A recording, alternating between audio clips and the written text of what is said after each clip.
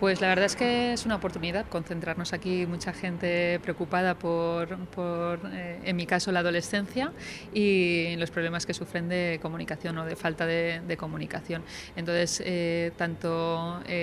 rodeados de tantos expertos en comunicación, seguro que han podido absorber todos esos recursos que nos llevamos en la mochileta para poderlos aplicar en clase y en casa. Pues como docente, por ejemplo, es fundamental porque los alumnos tienen que ser capaces de tener también sus propias ideas, el poder diferenciar cuáles son las que les interesan y las que no, y llevar un camino propio, ¿no?